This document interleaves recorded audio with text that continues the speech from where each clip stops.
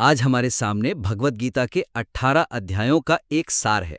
हर अध्याय की जो मुख्य सीख है उसे एक लाइन में बताया गया है। ये एक बहुत अच्छा प्रयास है। चलिए इस पर गहराई से बात करते हैं और देखते हैं कि इसे और असरदार कैसे बनाया जा सकता है। बिल्कुल, ये एक बेहतरीन शुरुआती ढांचा है और इसमें मेहनत साफ दिख रही है। अब सवाल ये है कि इस जानकारी को पाठक के लिए गहरे अनुभव में कैसे बदला जाए।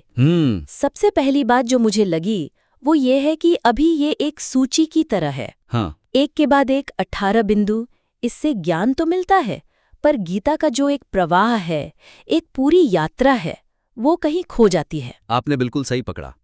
ये 18 अलग अलग मोती तो हैं, पर वो एक धागे में पिरोए हुए महसूस नहीं होते। एग्जैक्टली। पाठक यह नहीं समझ पाता कि अध्याय 2 का सांख्य योग मतलब आत्मा का ज्ञान वो कैसे अध्याय 3 के कर्म योग की जमीन तैयार करता है। सही बात है। अर्जुन की जो मानसिक हालत अध्याय 1 में है वो कैसे धीरे धीरे कैसे बदलते हुए अध्याय 18 के मोक्ष तक पहुंचती है, यह सफर महसूस ही नहीं होता। हाँ, ये ऐसा है जैसे किसी फिल्म की कहानी बताने के बजाय हम सिर्फ एक के बाद एक सीन की लिस्ट दे दें। बिल्कुल। दर्शक कहानी से जुड़ नहीं पाएगा। यहाँ पाठक अर्जुन के साथ उस यात्रा पर चल ही नहीं पाता।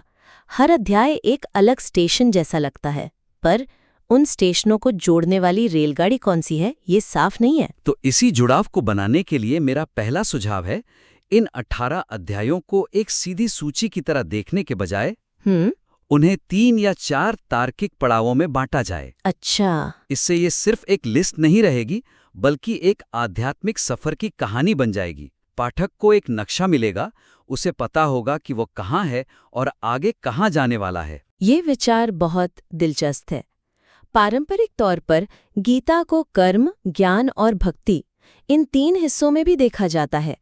क्या आपका ये पड़ाव वाला विचार उसी से मिलता जुलता है या कुछ अलग है? ये उसी से प्रेरणा लेता है, लेकिन इसे अर्जुन की मनोवैज्ञानिक यात्रा के नजरिए से देखता है। जैसे पहला पड़ाव हो सकता है संकट और आत्म प्रबंधन। ठीक है। इसमें अध्याय 1 से 6 तक शामिल हो। ये अर्जुन के विषाद योग से शुरू होता है, जहां वो पूरी तरह से टूट चुका है, कंफ्यूज्ड है। हाँ। फिर अगले 5 अध्यायों में कृष्ण उसे आत्मा के ज्ञान से लेकर कर्म करने और अंत में ध्यान के जरिए अपने मन को साधने का तरीका सिखाते हैं। तो ये पहला खंड पूरी तरह से व्यक्तिगत संकट के समाधान पर केंद्रित है। समझी। तो ये पहला हिस्सा मैं कौन हूँ और मुझे क्या करना चाहिए जैसे बुनियादी सवालों से जूझ रहा है। बिल्कुल। ये अर्जुन को युद्ध के लिए मानसिक रूप से तैयार करने का चरण है। अध्याय 6 यानी आत्मसंयम योग इस पड़ाव का एक बहुत ही स्वाभाविक अंत लगता है। हाँ, जहाँ व्यक्ति अपने मन पर काबू पाना सीखता है। इसके बिना तो आगे की यात्रा संभव ही नहीं है। बिल्कुल। जब एक बार मन स्थिर हो गया और व्यक्ति अपने अंदर झांकने के लिए तैयार है, तब दूसरा पड़ाव शुरू होता है, परम सत्य का परिचय। अच्छा। ये अध्याय 7 से 12 तक हो सकता है। यहाँ बातचीत मैं से हटकर परम यानी ईश्वर पर केंद्रित हो जाती है। अध्याय 7 में कृष्ण अपने स्वरूप का ज्ञान देते हैं, फिर अध्याय 11 में अपना विराट रूप दिखाते हैं और अध्याय 12 में भक्ति योग का मार्ग बताते हैं। तो ये यात्रा को अंदर से बाहर की ओर ले जाता है। हाँ, व्यक्ति से ब्रह्मांड की ओर। ये बहुत तार्किक लगता है। पहले खुद को संभालो, फिर ब्रह्मांड की सच्चाई को समझो। ये तो पाठक को धीरे धीरे गहरे पानी में उतारने जैसा है। हाँ, बिल्कुल। पहले उसे तैरना सिखाया, अब उसे समंदर की विशालता दिखा रहे हैं। और फिर तीसरा और आखिरी पड़ाव। तीसरा पड़ाव होगा ज्ञान का संश्लेषण और मुक्ति। ये अध्याय 13 से 18 तक चलेगा। इस हिस्से में कृष्णा अब तक दिए गए सारे ज्ञान को समेटते हैं।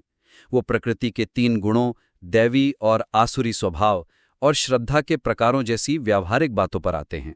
Practical application. हाँ, ये ज्ञान को जीवन में उतारने का चरण है। और अंत में अध्याय 18 में वो इन सभी मार्गों का सार प्रस्तुत करते हुए मोक्ष का रास्ता दिखाते हैं। वाह! इस तरह देखने पर ये एक सूची नहीं, बल्कि समस्या से समाधान, स्वयं से ईश्वर और फिर ज्ञान से मुक्ति तक की एक संपूर्ण यात्रा बन जाती है। ये संरचना वाकई काम करेगी, क्योंकि ये पाठक को एक नक्शे की तरह रास्ता दिखाती है। सही बात है। उसे पता होता है कि वो कहाँ है और आगे कहाँ जाने वाला है। भटकने का डर खत्म हो जाता है और इसी यात्रा को और असरदार बनाने के लिए हमें ये भी सोचना होगा कि हर पड़ाव पर मिलने वाला ज्ञान यात्री के लिए असल में मायने क्या रखता है। सिर्फ ये जानना काफी नहीं है कि क्या सीखना है, बल्कि ये भी कि क्यों सीखना है, जो मुझे हमारे दूसरे बिंदु पर लाता है। हाँ, कि हर अध्याय की मुख्य सीख तो बताई गई है, पर एक आम इंसान के लिए आज के दौर में उसका व्यावहारिक महत्व क्या है? बिल्कुल। ये ज्ञान मेरे जीवन में कैसे उतरेगा? बिल्कुल। जानकारी सटीक है लेकिन प्रेरणादायक कम है। जैसे अध्याय 14 की सीख है प्रकृति के 3 गुण, सत्व, रजस, तमस। अब ये ज्ञान सिर्फ किताबी बातों जैसा लगता है। इसका मेरी रोजमर्रा की जिंदगी से, मेरे सुबह के आलस से या काम के बीच होने वाली बेचैनी से क्या लेना देना है, ये साफ नहीं होता। हाँ, ये एक वर्गीकरण जैसा लगता है बस। बिल्कुल। मुझे याद है जब मैंने पहली बार इन 3 गुणों के बारे में पढ़ा था तो मुझे ये एक अकादमिक अभ्यास जैसा लगा था। लेकिन जब मैंने इसे अपनी सुबह की कॉफी की आदत, जो रजस है हल्की हंसी, और दोपहर के आलस, जो तमस है, उस पर लागू किया तो अचानक ये एक बहुत ही प्रैक्टिकल टूल बन गया। तो आपका सुझाव ये है कि इस सार को और ज्यादा उपयोगी बनाने के लिए हर सीख को आज के जीवन से जोड़ा जाए? हाँ, मेरा सुझाव है कि हर सीख के साथ एक व्यवहारिक उद्देश्य या जीवन सूत्र का कॉलम जोड़ा जाए। अच्छा।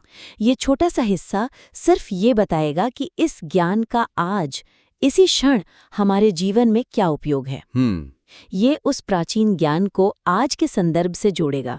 वो जो सो व्हाट वाला सवाल है ना, हाँ। ये उसका जवाब देगा। चलिए एक उदाहरण लेते हैं। अध्याय 8 की सीख है अंतिम समय में ईश्वर का स्मरण। इसे सुन के कोई भी सोच सकता है कि भाई ये तो मरने के समय की बात है, अभी मेरे लिए इसका क्या काम? इसे व्यवहारिक कैसे बनाया जा सकता है? यहाँ हम एक जीवन सूत्र जोड़ सकते हैं, कुछ ऐसा कि ये हमें सिखाता है कि अंत समय में वही याद आता है जिसका हमने जीवन भर अभ्यास किया हो। सही है। हमारी चेतना वही पकड़ती है जो उसकी आदत बन चुकी हो। हाँ। इसलिए ये रोजमर्रा की जिंदगी में सचेत और आध्यात्मिक रहने की प्रेरणा है, न कि सिर्फ अंतिम क्षण की तैयारी। वाह। देखिए, इस एक लाइन से पूरी बात का मतलब ही बदल गया। अब ये भविष्य की चिंता नहीं, बल्कि वर्तमान को बेहतर बनाने का एक तरीका बन गया। ये तो सचमुच बहुत असरदार है। इससे पाठक तुरंत उस ज्ञान से जुड़ जाएगा।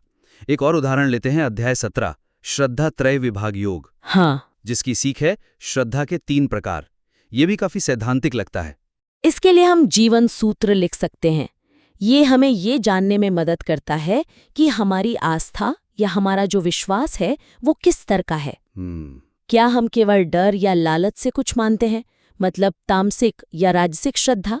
ठीक है। या हमारा विश्वास गहरी समझ और विवेक पर आधारित है, जो सात्विक श्रद्धा है? ये आत्मविश्लेषण का एक शक्तिशाली उपकरण है जो हमें अपनी मान्यताओं पर सवाल उठाने और उन्हें मजबूत करने के लिए प्रेरित करता है। इस तरह हर अध्याय की सीख एक व्यक्तिगत टूलकिट का हिस्सा बन जाती है। बिल्कुल। ये बदलाव पाठक को सीधे तौर पर ये महसूस कराएगा कि गीता सिर्फ एक प्राचीन ग्रंथ नहीं है, बल्कि एक लाइफ मैनुअल है। बिल्कुल, लाइफ मैनुअल, जिसे वो आज भी इस्तेमाल कर सकता है। इस ज्ञान को व्यवहारिक बनाना बहुत जरूरी है। और एक और चीज जो पाठक को ज्ञान से जुड़ने से रोक सकती है, वो है भ्रम। खासकर जब एक ही जैसे विचार बार बार आते हुए लगते हैं। आप बिल्कुल सही जगह पहुंचे हैं। यही मेरा तीसरा और आखिरी बिंदु है। अच्छा। कई अध्यायों के नाम और उनकी सीखें वो एक दूसरे से मिलती जुलती लगती हैं। हाँ, लगती हैं। जिससे पाठक के मन में ये भ्रम पैदा हो सकता है कि एक ही बात को दोहराया जा रहा है। एक नए पाठक को तो ऐसा भी लग सकता है कि किताब ठीक से एडिट नहीं की गई है। हाँ, इसका सबसे अच्छा उदाहरण है कर्म पर आधारित अध्याय। बिल्कुल। अध्याय 3 है कर्मयोग, फिर अध्याय 4 है ज्ञान कर्म संन्यास योग, और फिर अध्याय 5 है कर्म संन्यास योग। हाँ, तीनों में कर्म। ये तीनों ही कर्म की बात करते हैं। आपकी मौजूदा तालिका इन तीनों के बीच का जो सूक्ष्म लेकिन महत्वपूर्ण अंतर है वो उजागर नहीं करती। इससे गीता की गहराई और उसकी जो विचार यात्रा है वो पूरी तरह से सामने नहीं आ पाती। और ये बहुत जरूरी है क्योंकि ये दोहराव नहीं है, ये एक ही विचार का विकास है। एग्जैक्टली। ये एक ही विषय पर परत दर परत गहराई में उतरने जैसा है।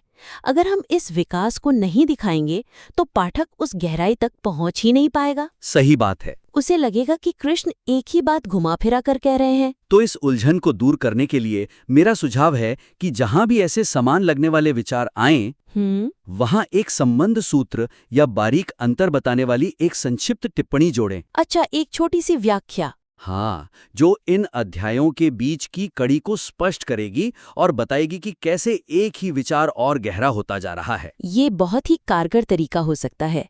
क्या आप कर्म पर आधारित इन तीनों अध्यायों के लिए, मतलब 3, 4 और 5 के लिए, इसका एक उदाहरण दे सकते हैं कि वो टिप्पणी कैसे दिखेगी? जरूर। इन तीनों अध्यायों के साथ हम एक संबंध सूत्र जोड़ सकते हैं जो कुछ इस तरह हो सकता है।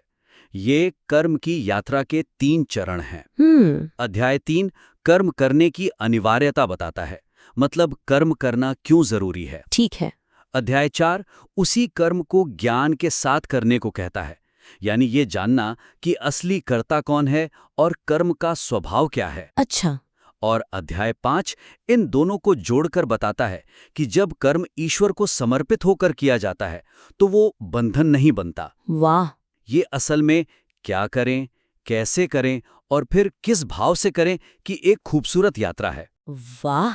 इस एक छोटे से पैराग्राफ में तो तीनों अध्यायों के रिश्ते को पूरी तरह से साफ कर दिया। ये दोहराव नहीं, बल्कि एक सीढ़ी के 3 पायदान हैं। बिल्कुल। अब पाठक को लगेगा कि उसे कोई जानकार गाइड मिल गया है जो रास्ते की बारीकियां समझा रहा है। क्या ऐसा ही कुछ ज्ञान पर आधारित अध्यायों के लिए भी किया जा सकता है, जैसे अध्याय 4 और 7 दोनों में ज्ञान की बात है? बिल्कुल। अध्याय 4 और 7 के लिए एक बारीक अंतर वाली टिप्पणी जोड़ सकते हैं। जैसे, बताइए। अध्याय 4 का ज्ञान कर्म के स्वरूप और आत्मा के अकर्ता होने से जुड़ा है। ये मुख्य रूप से आत्मज्ञान है, यानी स्वयं को जानना, सेल्फ नॉलेज। ठीक है। जबकि अध्याय 7 का ज्ञान विज्ञान ईश्वर के भौतिक और आध्यात्मिक स्वरूप को समझने से जुड़ा है। ये ईश्वर ज्ञान है। अच्छा। मतलब उस परम शक्ति को जानना जिसने सब कुछ बनाया है। एक का फोकस अंदर है, दूसरे का बाहर और परम पर। तो एक तरह से एक है नॉलेज ऑफ द सेल्फ और दूसरा है नॉलेज ऑफ द सिस्टम। बिल्कुल सही। ये अंतर साफ करने से पाठक को गीता के दर्शन की सूक्ष्मता और गहराई को पकड़ने में बहुत मदद मिलेगी। वो ये समझ पाएगा कि हर अध्याय एक नई और अनोखी परत खोलता है, भले ही उसका शीर्षक जाना पहचाना लगे। एकदम। इस तरह की छोटी छोटी टिप्पणियां आपके सार को सिर्फ जानकारी का स्रोत नहीं, बल्कि ज्ञान का विश्लेषक बना देंगी। तो आज की इस पूरी बातचीत का सार ये है कि आपका बनाया हुआ ये दस्तावेज एक मजबूत नींव है, जिसे कुछ बदलावों से एक शानदार इमारत में बदला जा सकता है। हाँ, हमने 3 मुख्य बातों पर चर्चा की। पहला, 18 अध्यायों की सूची को एक यात्रा के रूप में प्रस्तुत करें।